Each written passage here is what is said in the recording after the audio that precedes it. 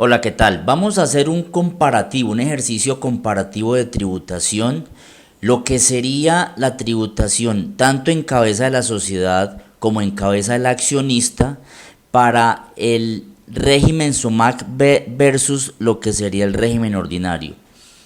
Cuando hablamos de régimen SOMAC debemos comprender que se trata de empresas que se encuentran desarrollando actividades en una ubicación geográfica que corresponde a las zonas más afectadas por el conflicto armado. Si bien las empresas que desarrollan esta actividad no superan las del régimen simple, sí observamos y hemos identificado que hay muchísimas empresas con este régimen tributario que tiene un incentivo progresivo, digamos, en la tarifa reducida de tributación. ¿Y cuáles son sus efectos? En este caso entonces vamos a centrarnos en realizar un ejercicio, lo que sería partiendo de la misma renta líquida gravable y partiendo de la misma utilidad contable antes de impuestos. ¿Por qué lo hacemos de esta manera? Porque el beneficio no se observa, no se identifica en el tema de costos y deducciones, sino precisamente en la tarifa de tributación, en la tarifa que aplicamos de acuerdo al artículo 240 del Estatuto Tributario. Entonces, en esta columna observamos cómo sería la tributación con el régimen SOMAC y la tributación como régimen ordinario. Le estoy dando este calificativo de ordinario. A pesar de eso, el SOMAC sigue siendo régimen ordinario porque sigue presentando declaración de renta en el formulario 110, solamente para mirar la diferencia entre las tarifas que se deben aplicar. Entonces partamos del principio de que tienen la misma renta líquida gravable, es decir, hicimos la depuración en el formulario 110, teniendo en cuenta todos los costos y deducciones que exige la norma. Y encontramos y llegamos por allá a la casilla de renta líquida gravable y encontramos que la empresa nos genera lo mismo, 900 millones.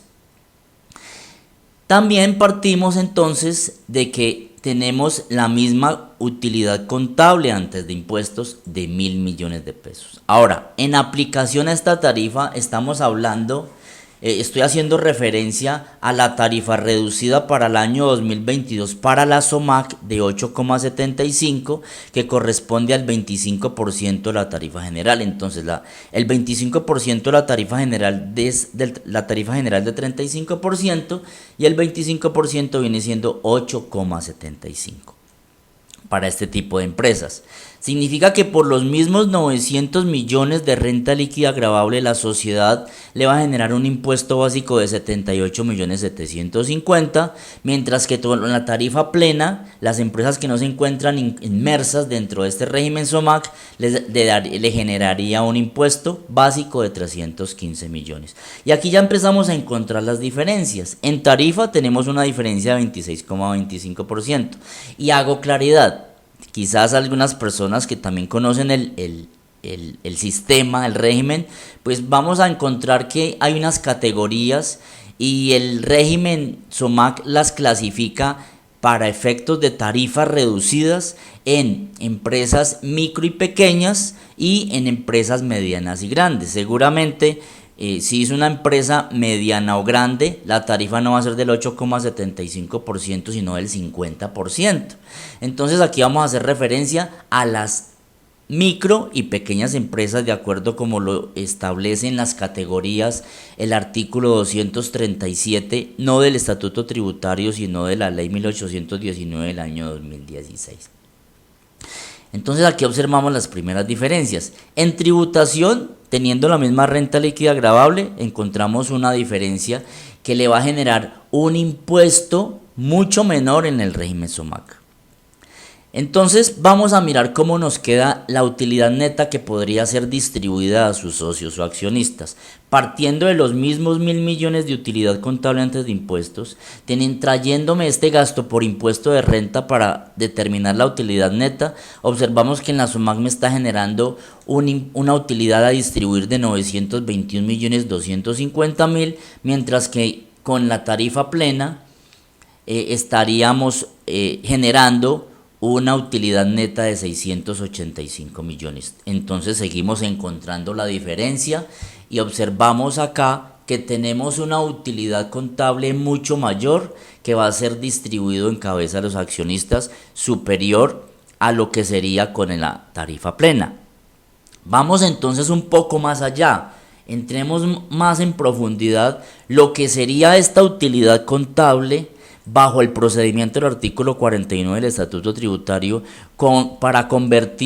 para determinar qué parte es gravada y qué parte es no gravada, lo que a efectos de la reforma tributaria que ya fue sancionada con la ley 2277 de este mes de diciembre del año 2022 y que tendrá aplicación a partir del año 2023, encontramos que a pesar de que, como miramos acá, que la reforma tributaria no consulta la calidad de grabados o no grabados para efectos de retención en la fuente, sí tendrán efecto cuando se vaya a tributar en la declaración de renta en cabeza del accionista. Es decir, ya entendamos de que la sociedad le distribuye los dividendos, las utilidades a su accionista o a sus accionistas y determinamos una parte gravada y una parte no gravada.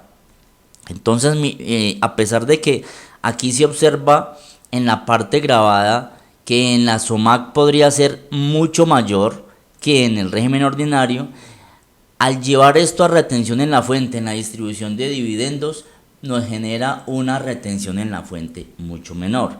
Tocaría esperar, en todo caso, la reglamentación, un decreto reglamentario para comprender mucho mejor cómo sería el manejo tanto en retención en la fuente como el descuento de tributario que establece el artículo 254-1 y el 242 de la reforma tributaria.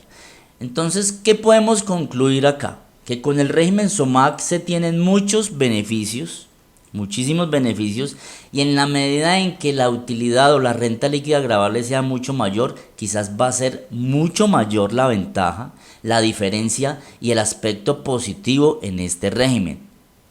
Lamentablemente es un régimen temporal que solamente llega hasta el año 2027. Tendríamos que esperar que en reformas tributarias posteriores este régimen SUMAC tenga una modificación. Entonces esto es lo que queríamos explicar, este comparativo, cómo tributaría en cabeza de la sociedad y cómo tributaría en cabeza del accionista. Feliz día.